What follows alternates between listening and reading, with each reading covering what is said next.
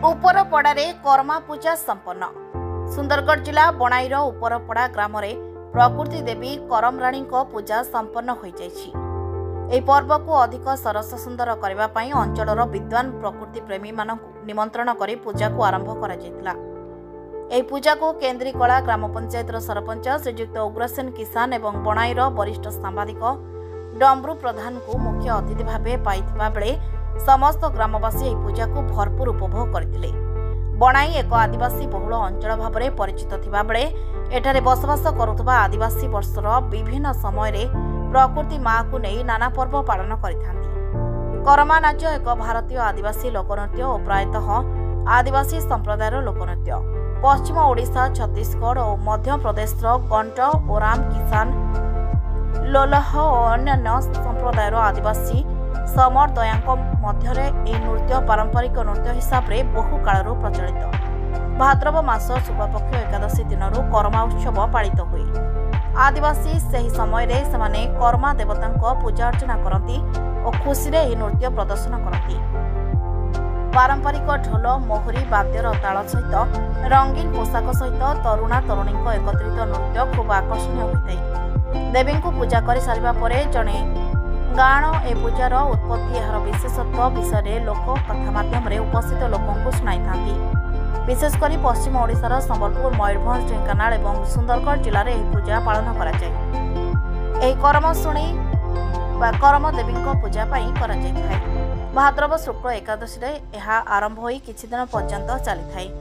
पूजा दिन 2 जन युवती कन्या कर्मा गछर डाल को आनी देवता आस्थान में रखि था। यह कर्मा डाल को करमशुणी देवी भाव में पूजा कराए।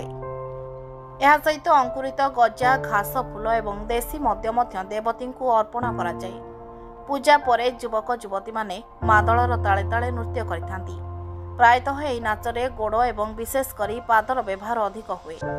अंटारे हाथ छंदाछंदी होई आदिवासी युवक युवती माने नाच आरंभ करिथांती। नृत्य मंथर गति रे आरंभ होइथाय। धीरे धीरे नाचर गति द्रुततर होइथाय।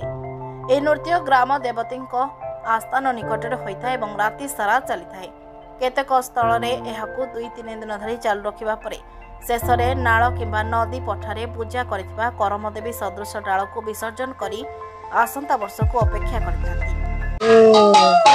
केन्द्रीकला ग्राम पंचायत सरपंच तथा सुंदरगढ़ जिला सरपंच संघ सभापति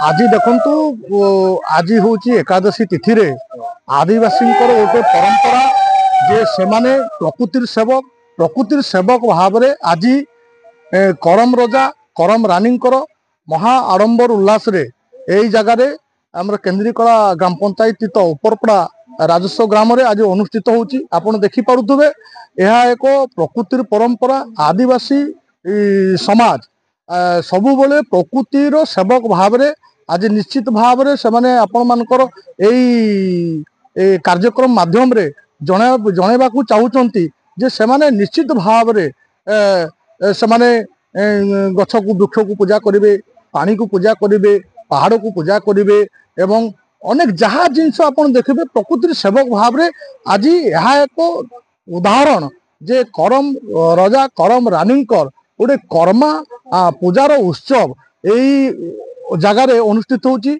आपण देखुवे बहुत किसी हविष्याली तथा पूजक से माने केमती भाव रे गोटे डाल को से माने ठाकुरंकर गोटे भाभी ठाकुर भाभी से माने आज ए जगार पूजा कर आज ये प्रतिष्ठा करुछंती।